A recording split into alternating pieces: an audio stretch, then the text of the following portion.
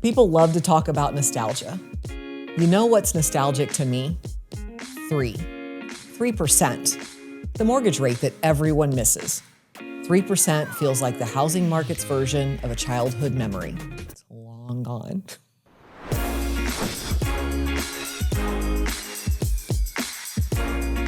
Welcome to the Listed Podcast. I'm Sheila Wade, a real estate agent in Illinois with RE/MAX Unite's Golden Girls team. I'm Aubra Palermo, your local Illinois and Wisconsin real estate broker with over 25 years of experience and managing broker of the RE/MAX Unite's Golden Girls team. Listed is all about real agents talking real estate in Northern Illinois, Southern Wisconsin, and beyond. If you're interested in real estate in our region or in general, you've come to the right place. Hey, Aubra, how was your weekend? Well, I don't know. I didn't know what my name was most of the weekend. The festival? So coming off of Teddy Baker Festival Yes. is just all encompassing. Yeah. You know, how many times did you hear from me this weekend? Very little, very little. I know you were zoned in, so. It was. I love it. It's, part of the reason I do it, right? But the marketing piece and just the logistics piece is a lot. Yeah. With just a handful of us that put this together, we're all down there all weekend, from putting barricades out to picking barricades up, Right. to putting picnic tables out to picking those picnic tables up, and making sure just everything goes off and everybody knows where they're supposed to be, and everybody knows what they're supposed to do, and, get all the food trucks and the vendors in the right spot. And Saturday, the trash dumpster started getting so full, it's overflowing. Geez. Yeah. And, so just things that most people don't think about. And, suddenly the porta potties are full. And, Who wants to deal with that, though? well, we get to. It's not my job typically, but Right. one of us do. So Yeah. there's just 4 of us typically, Oh my gosh, for the that- entire? that do Wow. that. So there's a separate person that does the parade. There's a separate person that does the 5K, separate person that does the bags tournament. So like those kind of outside events, there's Yeah. somebody else that does those. But the actual festival, the main things, the band and the musicians and the vendors and, all that logistical stuff, that's the 4 of us take care of Wow. that. That's amazing. That's Yeah. such a big event for just 4 people to handle. It is. All the levels of things that need to go on down there. It is. Thankfully, we've all done a really good job at, this is your job description. This is your Okay. role. These are the things that you need to make sure you do. Right. But we also do a good job at just texting each other and saying, hey, where do you need me? What can I do? Maybe I can run over there. And, there's a cooler that needs to go on the backside of the stage for the band. So they've got cold water. Well, somebody's got to do that. Yeah, those are things I don't think about. Right. Taking care of the band. I mean, they're Right. up there. Right. Yeah, who's right. going to supply the water and the weather? It was good, but it was still still warm. It was warm, Yeah. but it was beautiful. We couldn't have asked for better weather. It was sunny. It was just clear. Yes, it was warm, but that also helps people get out and want to enjoy. Absolutely. And Oh my gosh, the streets were full. yes. And Yeah. people were spending money. So. Yes, they were. All of our food trucks said that they were running out of food, which is, and not at the early in the day, obviously, but by evening time, they were like, sorry, we're out of this, we're out of that, we're out of this, okay, what do you have left? Yeah, we'll take it, whatever. Right. I'll have some of that because I Right. need that. Yeah. And over the years, I've had my favorite food trucks now that, have come back every year and that I don't see anywhere else too. So like, okay, I got to go see that person because I don't see them all year. Right. Only thing I didn't get was a funnel cake. I didn't get a funnel cake this year. And that's one thing funnel cakes and the corn dogs are things that are like carnival favorites. They So, are. yeah. They are. And there's one company that we have come in and they have fresh made corn dogs. They fresh dip them wow. themselves Wow. right there. Again, you learn those kind of little nuances, but you talk about even with the band, like some of them need things backstage, like a food, Yeah. beforehand, hey, they might want to eat They when they're might. playing for a couple of hours. Yeah. We have somebody that brings in a camper for us so that they have a cool place to go backstage and yeah. change and cool off for a few minutes because otherwise it's blazing hot up on that stage. Yeah. Well, thankfully, it was last week and it was just the 80s because this week, the 90s is like. Yes, it's kind of really hot unbearable. out there, right? But it's summer, right? I mean, Yep, this is what do you what do you expect? expect, Yep, right? so It's good true. corn growing weather. Yep, that it is.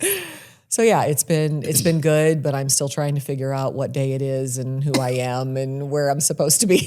Yeah, back to normal now. Back to real world, yes. Yep. It's great though. I got to sit down Saturday night and enjoy a little bit of the show and just look over all the families enjoying and the kids running around and everybody just with a smile on their face and everybody just chatting and sharing, and it really makes your heart warm of the community and the unity of that. People come together for these kind of things, and that was just wonderful. Yeah, absolutely. I thought Vanessa did a great job with her explanation of who Teddy Baker was. Correct. That was amazing. Yeah. I don't think a lot of people knew about that. No, I don't think a lot of people realize who Tuddy and Phoebe Baker are and why we call it Tuddy Baker Festival. It's not just a name. It is about someone who was very influential in Freeport's founding and beginnings. Right. Yeah. Let's get started and take a look at this month's national real estate news. Trump delays signing housing bill that just became law despite missing his signature. President Trump says bipartisan 21st Century Road to Housing Act is fine, but has delayed signing it while prioritizing the Save America Act, a voter ID bill. Unless Trump issues a veto, the housing package is expected to automatically become law. The legislation includes 45 provisions designed to improve housing affordability by encouraging new home construction, reducing regulatory barriers, expanding financing options for manufactured and modular homes, increasing access to small dollar mortgages, and limiting large institutional investors from buying single-family homes. While the bill appears likely to take effect, its implementation now depends largely on the political timeline in Washington.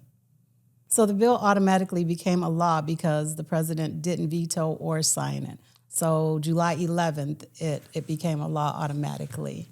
So I think it was a great thing because of all the provisions for people that want to buy a home, and then the limiting or restricting the large institutions from buying single-family homes, because it makes it hard. There's very little on the market right now, especially in our region. I guess everywhere. Right, really everywhere. Yeah. Well, most of the Midwest, not either coast, but most of the Midwest, definitely.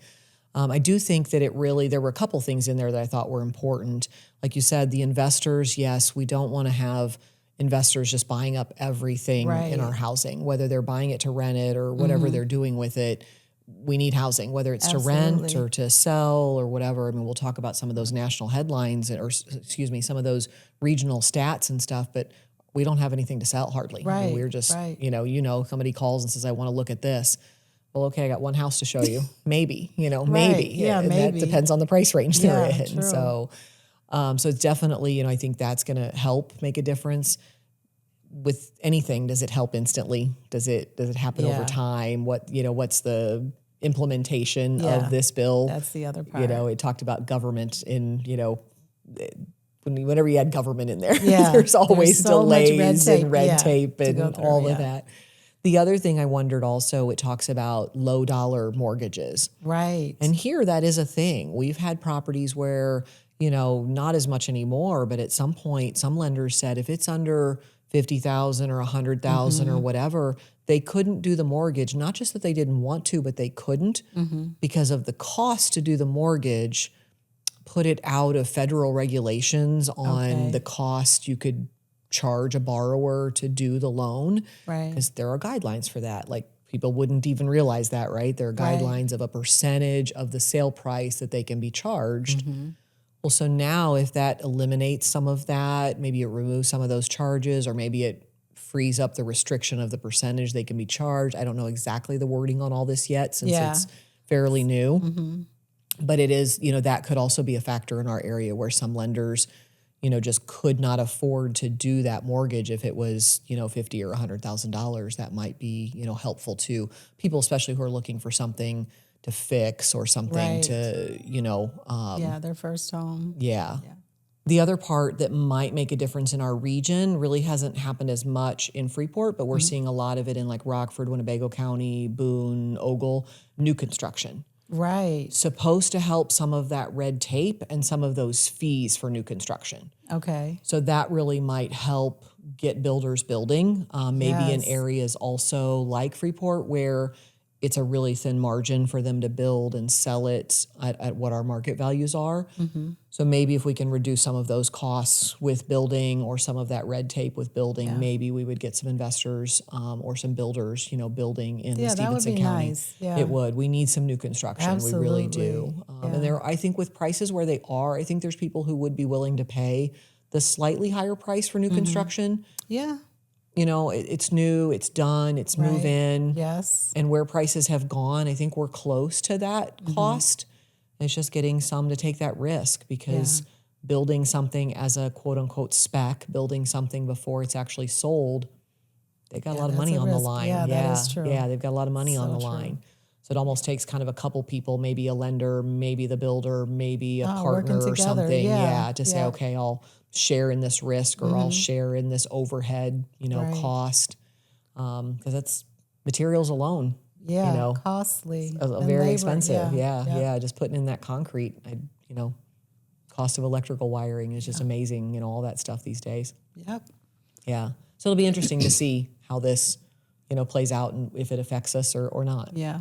Yeah. Fed officials signal less guidance on future interest rate decisions. A top Federal Reserve official says the Fed may begin offering less advanced guidance about future interest rate decisions, a move supported by new Fed Chair Kevin Warsh. While forward guidance has helped markets in the past, officials say it can also create unintended consequences and make policymaking more difficult. For the housing market, that could mean more uncertainty around mortgage rate expectations. Economists continue to advise homebuyers not to try timing interest rates, but instead focus on finding the right home and the best financing available. Meanwhile, the Fed held rates steady at its latest meeting, keeping mortgage rates near recent highs. That's a lot. The Fed's talking about the rates being unstable. I can take a screenshot probably 5 to 10 times a day of the notifications I get of the rates are up, the rates are down, the rates are up, the rates are down. Yeah. It is like a yo-yo. Yeah. So you can't trust. You can't. Yeah. You just can't sit there. And how many times has the Federal Reserve come out and said, we're lowering rates? Mm-hmm. And then all your buyers are like, oh, the rates are gone down. Yeah, and time to buy. And then they call the mortgage lender or the mortgage broker, whoever it is. Not so. Rates didn't go down. And the buyer's like, what? Why didn't the rates go down? Yeah. Because the lenders are looking at long term. Yeah. They're not just looking at today when the reserve says, oh, lower the rates. And even when they did, they lowered the rates like 1/8% Which or didn't make a something. difference. Right. Yeah. Which doesn't make enough of a difference. Yeah. So, part of me thinks, okay, Federal Reserve, please just get out of this, quit talking about it. Yeah, just be quiet until it's true. Right. Yeah. Quit talking about it, quit predicting it, quit saying, oh, we think they're going to raise them, we think they're going to lower them. Yeah. Just quit talking about it. Yeah. Until it happens. Yeah. But they're not wrong. We tell people this all the time, like, you're buying the house. You're not buying your rate. Exactly. You're married to the house. You're not married to the rate. Like, this is, find the right house. Plus, how many times have we told people the longer they keep waiting, what if the price is gone? Yeah, They go just up. kept Yeah. going up. Right. So, that costs you more than that 1/8% you're trying to save or that 1/4% you're trying to save. It's so crazy, but I'd just be happy if they would quit talking. That would just be fine. I don't think that's going to happen. No, I don't think so either. They're politicians. What do they do? Yeah, right. Make promises, don't keep them. Yeah, talk a lot, a whole lot, and around in circles all day long. Yes, keep us guessing. That's all right, the time. right. They got to be in the news. Yeah. Oh, right. Got to give us something to talk about. Oh, right. Well, let's find something else to talk about, please. U.S. invests $17.5 billion in new nuclear plants to meet growing energy demand. The Department of Energy is investing $17.5 billion to help finance 5 new nuclear power plants, each with 2 Westinghouse reactors, to meet rapidly growing electricity demand driven largely by AI and data centers. Together, the 10 reactors could generate enough power for about 10 million homes. While project locations have not yet been selected, officials expect construction to begin by 2030. The investment is also intended to rebuild the U.S. nuclear supply chain, lower construction costs, and accelerate development as communities across the country grapple with the rising energy demands of large-scale data centers. That makes me nervous. Just when I hear nuclear, and the reactors, that's we have one a half an hour away, right? Yeah, I did know that. That's I don't know is that far enough away? I don't know. No. I was reading that they were trying to buy a farmer's land for $26 million. They turned it down. The farmer did? The farmer turned it down. Yeah. Wow. Yeah. You're like, what are they? You Right. can go anywhere in the world with that money. They're older people, so I guess they feel, this is our land and we're not going to give it up. So. Right. And I mean, and they might be personally against nuclear power. True. So that might be something that it's more of a personal decision than a 'cause that's a lot of value money. decision. Right. Yeah. I mean, I don't know how many acres, because I'm sure it takes a lot of acres to put a nuclear plant up. So, I mean, it had to have been thousands of acres, not just hundreds of acres. And so maybe the price per acre really wasn't all that lucrative, and or the whole family said, no, we don't want that, or we don't want it here, or we don't, there was a lot of controversy when Lena and up in that area put up the wind turbines and that stuff. And I know there's areas that there's been controversy over the solar panels, so I think everything electricity producing is controversial. Not most people don't want it in their backyard. However, we need power. Yeah, we do. It's an eyesore, but It is. yeah, we do need power. What's less of an eyesore? A field full of solar panels, or a field of wind turbines, or a nuclear plant?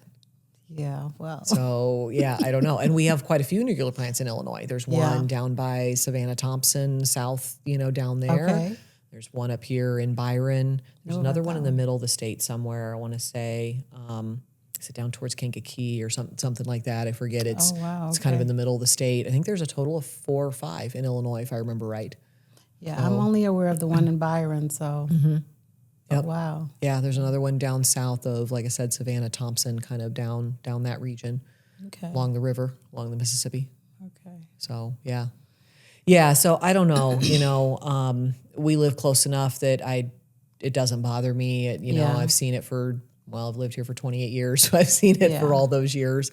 You always know which way the wind's blowing. You can see the steam coming out of the tower and go, oh, the wind's blowing that way today.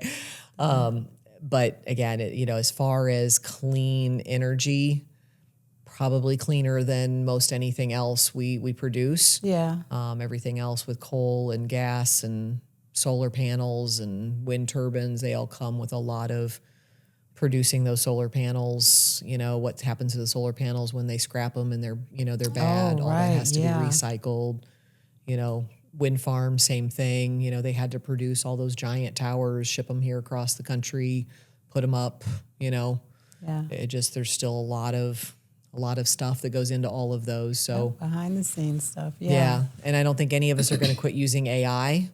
No, So it's here to stay. It's here to stay. And the data centers, you think about how much data do you have on your phone right now? Oh, how many geez. pictures are you storing? How many emails are you storing? How many videos, how many files? How Yeah, many we files? rely so much on our phones. Right. So all that data, we used to say it's up in the cloud. Well, it's in a data center somewhere. Right. So, none of that's going away. No. We're all taking pictures all day long, every day, by the hundreds. Oh my gosh, yeah. So where's all that getting stored? Right. That's not going away. So yeah, good and bad for all of that. I do really like that they're making these data centers be their own production, drill their Right. own well, Yes. create their own power, not pull it off of a city. Yeah. Because most of our cities cannot manage to have that kind of water taken off of their lines, have that much power taken out of their grid, Right. that kind of thing. So if they're going to do it, they need to be able to self-sustain. Yes, that is a good thing. And I know a lot of them are really getting focused on reusable water and, things like that. So they're, not having a great, what is the net gain or net loss that I'm, trying to think of, the green factor. Okay. So even though they're using the water, they recirculate and things like that. And so I know that there's a lot of things trying to push, people to be more green and all that utility usage. Yeah. So I don't know. That's where we are. Right. It is where we are. Right. I mean, that's just, what do you do? How do you make it the best option for, your region? We'll be right back with a look at our regional market updates. Stephenson County, which includes Lena, Pearl City, Dakota, and Freeport, 44 homes sold with an average sales price of $220,000. That is $50,000 higher than last month, selling at 95% from asking price to sales price. With 91 homes currently for sale, highest we've had in quite a while. Winnebago County, Durant to Pecatonica, and of course Rockford, 362 homes sold with an average sales price of $244,000, selling 101% from asking price to sales. With only 233 homes currently for sale, prices continue going up with such low inventory. Ogle County, which includes Foreston, Oregon, Byron to Rochelle, 47 homes sold with an average sales price of $240,000, selling 97% from asking price to sales price, with only 61 homes currently for sale. So 101% from asking price to sales price. What does that mean? Yeah, that's great. Well, what does that mean? That we have no inventory. And people are offering... Oh, multiple offers. Above asking, yeah. Yeah, oh, we're seeing it all the time, aren't we? Absolutely. It just, and people don't get that. I was talking to somebody yesterday and I said, so they're just starting to look, haven't looked for a house in quite a while. And I said, okay, you're going to go get your pre-approval letter and we're talking about what price they think they're comfortable in and, and that stuff. I said, but here's the deal. You need to look about $20,000 less than that. Like, what do you mean? I look at less than what my pre-approval letter says. Yeah. Because where they're looking, because they're on the edge of Winnebago County, they want to be in Pecatonica, they're going to be over asking price. Absolutely. And they're like, you mean there's no negotiating?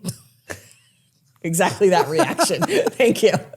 With only, With less homes for sale Absolutely. than just sold last month. What was that? 300 some sold, 200 some for sale. Yeah. We don't even have enough houses to last 1 month. Yeah. And you want to negotiate? Next. No. Yeah, exactly. Next, let's keep looking. Yeah. Because, and then they asked me about one. They said, oh, well, this house has been on the market for like 10 days. So, they'll be able to negotiate. Well, actually, they have an offer subject to somebody selling their home. Yeah. So it's kind of active. Yeah.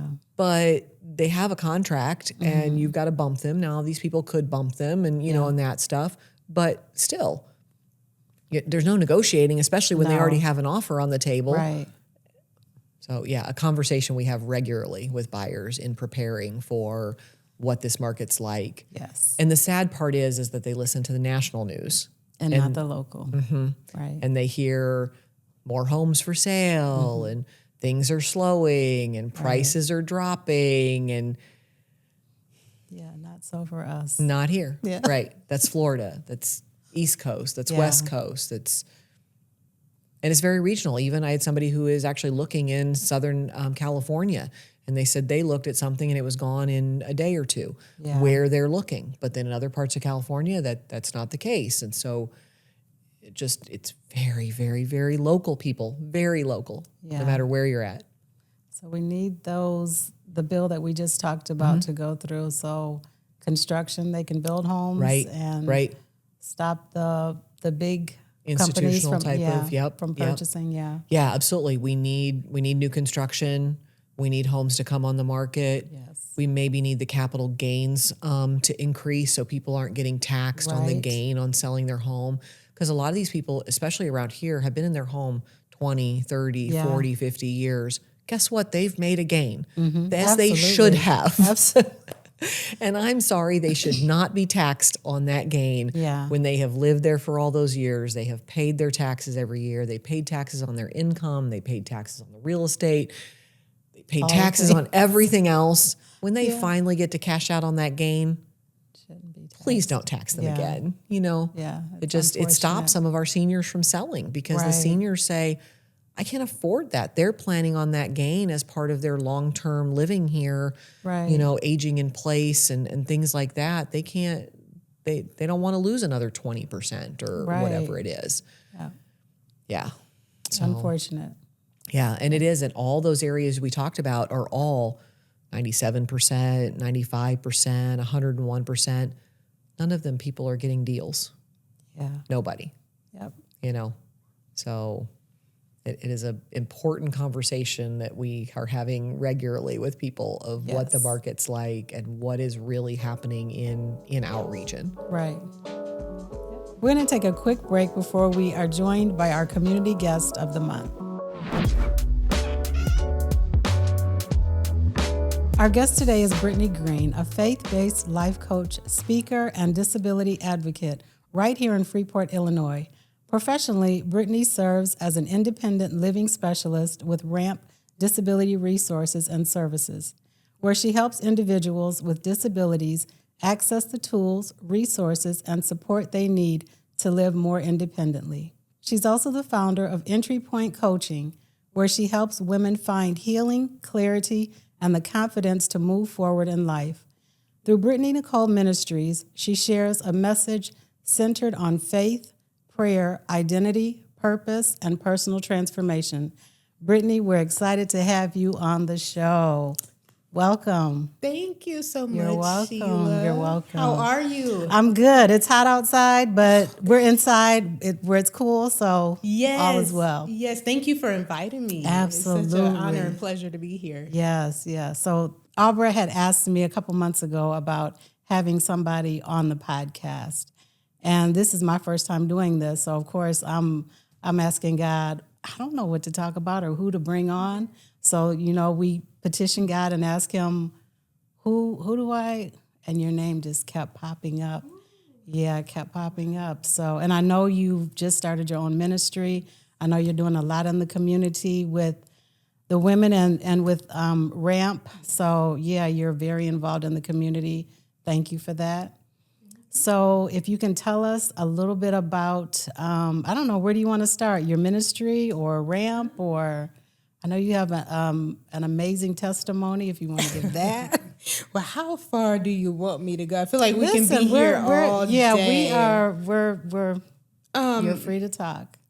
I'll start with kind of like some of my life, if that's okay. Absolutely. 18 years old, I was a teen mom. 17. Okay. I learned that I was pregnant. 18, became a teen mom. By the time my son turned 2 years old, I learned that he was diagnosed with autism. Okay. The very month later, he ended up having a seizure that nearly took his life. Wow.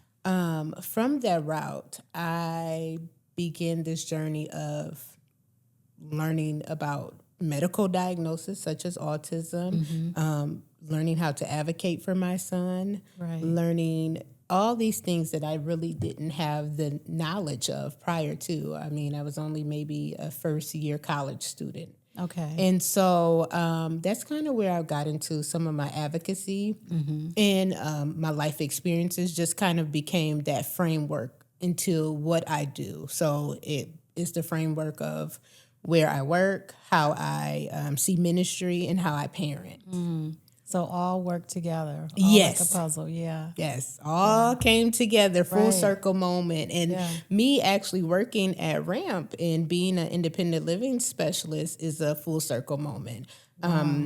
Years ago, when my son was very young, he was at the middle school, and they were not following his IEP. Okay. And I reached out to RAMP for advocacy. Wow. And that's how I got connected. And I didn't know so many years later that I would be sitting there. Working there. Yeah. So that's kind of how I got started. Ministry, that's a whole nother journey. Yeah. We won't even go into But we have to go there because that's actually how I met you. Yes. We can skim it. So Chandra Williamson Yep. was having, what was it called? Empower Her brunch. Empower Her brunch. Yes. Yes, and that's where I met you at. And then you're also my mother-in-law's neighbor. So Yes, I love her. Oh my goodness. yeah, you're her other daughter. Yes, so. I stole her. I tell everybody I stole. Which is okay. Yes. She is one of those people that you just love on. Yes. So. But ministry, that is just a whole nother onion to peel right there. Oh gosh, Yeah. it's so loaded. You know what? You probably couldn't have paid me $1 million for me. For ministry? Yes, Yeah, for me. I yeah. never saw myself. Not that I didn't have like the good parts. I didn't want to help people. Yeah. I just never knew that my life journey would take me to ministry. But boy, has it been one. Yeah. You know what? I loved it. I love it. Yeah. Even through the rough times, Yeah. the good times. I'm thankful to God that He chose me. Yeah. He's so intentional. He is. There is never like a mistake or an event in our life that he doesn't use for him to get glory. Yes. Because to me, that's what it's all about is him and our jobs and I don't know, just in general, just in family and everything that we can't do this without him. So Yes. I definitely agree with that. yeah. So Brittany Nicole Ministries. Yes. I know you had your first event earlier. Was it this year that you had it? I did. Okay. March 28, 2026, I launched a conference called Strengthen What Remains. That's based off the scripture in Revelations that talks about how we need to get up and be strengthened because our works are not done on this earth. And I looked at that topic from an inner healing, because I also do inner healing coaching through Entry Point Coaching. Okay. My brand that I founded. It was really a call for inner healing, for the women to gather in a safe place. Yeah. To understand that they are seen, that they are known, that they are wanted, that they are needed, Yeah. and that they are not yet done. Yeah. We are not done with any of our purpose until we take our last breath on That's this right. earth. Yeah. Always work to be done. Yes. And so I just needed, women to come together and know that there's someone to pour into you. There is help. Oftentimes we walk through this journey and we think we're alone. And it can feel lonely. Absolutely. And isolating. And we think that nobody understands what we are going through. Yep. And truly people do. Mm-hmm. There are people out here, and your story may not look the same, Right. but there's someone that can relate. Right. Yep. Nothing new under the sun, right? Oh, there it is, right there. Right. And the other scripture I love for things that we go through is that we overcome him by the blood of the Lamb and by the word of our testimony. So again, nothing that happens in our life is a waste. It's for someone else, for us to live and to promote God through it, how we came through it. It always helps somebody else. So even though it seems like, just like you said, that we seem like we're the only person that it's happening to or no one else will understand, it's for somebody else. So Absolutely. And you said it best, no wasted seasons. And I kind of try to live by that. Yeah. Especially during the darker times, right? And the harder times. God wastes no seasons. And I truly believe that. So whether you're working with RAMP or coaching a client or talking with someone, after you speak, you've probably noticed some common struggles. What do you think keeps people stuck the most? Fear, uncertainty, past experiences, or something else? That was a very good question. I really believe it's we deal with a lot of limiting beliefs, such as fear, fear of the unknown, fear of uncertainty, fear of what will happen if I don't succeed, fear even what will happen if I do succeed. Yes. And so one of the things I think about from an adult perspective is when we are children, often we're told, and we hear it often, that you can be anything that you want to. Right. You get a lot of pouring into. But what about the adult that still needs to be poured into? Yeah. And oftentimes life experiences takes us through so many different journeys and paths that we can easily pick up fear. Absolutely. And fear of the unknown, especially when you're supposed to be stable. As an adult, you're right. supposed to be stable. You're supposed to have this together. You're supposed to have that. And so that's kind of what I believe keeps a lot of people stuck, is the fear of the unknown and what if I don't make it? And That is so even true. what if I do make it? Yeah. Then People are what? afraid of that. Yeah, absolutely. Success. Yeah. Yep. That is so true. I think too that if you've been in a family where you haven't seen a level of success, you being the first one is kind of unnerving, unsettling, like you said. Just having to blaze that trail for the next that's coming. There's a lot that comes with that. So, yeah, that fear thing is, what is the acronym? It's false evidence appearing real. So we listen to these voices in our head sometimes, that the things that we don't know about, what if this happens or what if that happens, that puts fear in us sometimes. Wow. You said something so good. Being the first one in your family, I kind of faced that. Yeah.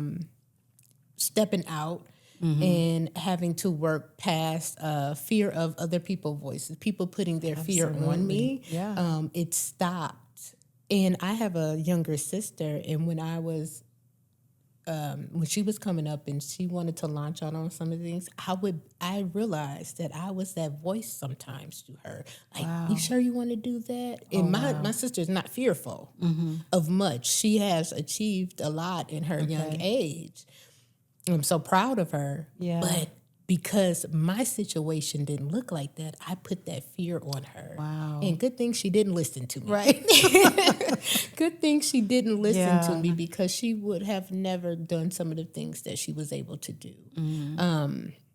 Because sometimes we think we're walking careful and it's safe, but really it's fear speaking. Absolutely. And That's so powerful. Yes, That is so true. I'll talk about myself. How about that? But that is so true. I think that's for anybody that just that you've never experienced something, and to branch out and to do something new, it can be fearful. I agree. Yeah. But I'm thinking of you even now. Like, let's turn this on you. Yeah. You took a step out on faith. Yeah, that was a definite God call, because Yes. Now, how was you? Were you fearful? absolutely, Yes. still am a little Yeah. times. But it's that unknown piece, right? Exactly. Yeah. So that's when, for me, quitting a 9-to-5, a check that you can depend on, and at 59, starting a real estate career. What? No, not me. But it's not unheard of. And It is not. Are you It the is first not. one in your family to do it? I am. Wow. I am. Come on. Yeah. Give my hand claps on that. Like, congratulations. But I know that it's not just about me. I know that opening up doors for others, and God has a plan. So it's not just about me. Yep. So Absolutely. I'm excited about it. People ask me, why do I do it? It's because he told me to, and I know that there are so many people that need someone. I don't know. Everybody is not for us. So I don't take offense to, maybe I should say, I'm not in competition with anybody. I don't feel like. Absolutely. Right. So the people that God has for me, they're going to come to me. And I pray that keep away those that you don't have for me, because everybody does not have our best intentions at heart. That's true. So you have to be careful of who you allow around you. Yes, absolutely. Yeah, I know you know that from just from life. I'm thinking, while you're saying that, I'm thinking like, yeah, sounds familiar to ministry, right? Absolutely. But in all aspects. Yeah, all just in life. Yes, Yep, in so true. general. Yep. Yeah. So for someone who knows they need a change but has no idea where to begin, what does that first step usually look like? Yeah, that's a heavy one. It is. It's loaded, right? Because everybody's so different. Yeah. And I can reference my life as the best, as the blueprint. I had to come to what I call the end of myself. And when I coach people or speak to people, I tell them it's time to come to the end of yourself. And what I mean by that is it's time to let go of the old way of thinking, the old way of doing, the old way of, well, this is how it was done in my family, and I'm passing down this tradition or these generational things. Yes. Just because grandma or mom or granddad or dad did it does not mean we have to continue that. That's right. That's stubbornness. Because there are multiple ways. Yeah. Not saying that we have to let go of the good things and the things that, do work. Right. I just think that it's important. So when I say come to the end of ourselves, that's what I mean. I think Ephesians 4 talks about taking off the old man and putting on the new man, and all about renewing our mind. And I think I take that with me. Every day we should be renewing our mind as we get up.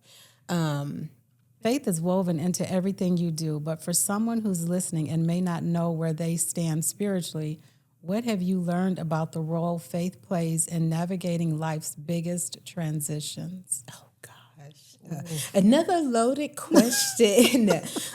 You know what? For me, faith has taught me that I do not need an answer before moving forward. All the time, right?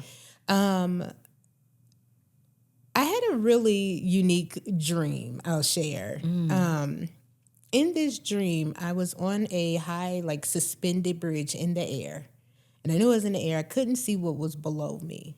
But this bridge was unfinished. And so I'm like, what do I do? In the dream, I'm, freaking out because I'm like, what do I do? There's nowhere to go. Yeah.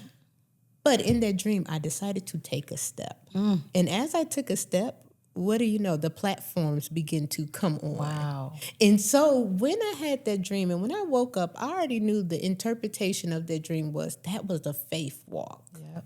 We have to move Step forward. out. Yeah. Yes, we have to step out. And as we step out, God will provide the steps.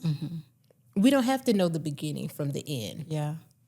I heard someone say it like this. I think his name is Craig. I can't think of his last name, but he calls transition the hallway. And in that hallway, you are between your old door and your new door. Okay. And you're stuck right there, right? That's where faith kicks in. Are you going to use your faith to go through the new door? Or will you stay in the old because it's comfortable? Or will you stay stuck in the middle? Ooh. And so once I start looking at transition, even like that, and how important our faith is, that makes me always want to move forward. Absolutely. I don't want to get stuck in the middle. I've been stuck in the middle. Yeah. I don't know if anybody has been stuck in the middle, but where it's comfortable, where you're familiar Yes. with, that's the easiest way to do things. But to step out on faith and believe God for stuff, that's a whole. And sometimes going back is not, you can't even go back. So you're literally stuck In the middle. Yep. Yeah. Because if you go back, the door is closed. God will Right. close doors Yeah. that you can't even reopen and no one else can. So I think that's important that to answer and bring it full circle, we do not need to know all of the answers. We just need to move sometimes. Working through RAMP, you've seen the importance of community. What role does having the right people around you play in someone's ability to grow and move forward? I can answer that from RAMP's perspective, but also my own perspective, Okay. if that's okay. Absolutely. From RAMP perspective, I think the fact that we are there in the community is so important. I realize a lot of we call them consumers, some may call them clients. A lot of the consumers that come to us, they've been everywhere else. And they're like, I need help. Yeah. And I don't have anywhere else to go. And so that is important for them to know that they can come to us. Unfortunately, as long as RAMP has been there, some people still don't know we exist. or what we all do. We provide youth services. So I remember mentioning earlier about I went to them for my son when they weren't following his IEP. So we have youth advocates there. We have my role, which is independent living specialist, helping you connect with resources. Okay. You can come to us for as simple as you need understanding a form or a document. Oh, wow. We serve anyone with a disability, diagnosed or undiagnosed. Wow. Okay. I didn't know that. Yep. And so we have employment services. We help people in the community find employment. Okay. So there's a lot that we do that people don't know that we exist and we do. And so that's one thing, the importance of community and why we exist with RAMP.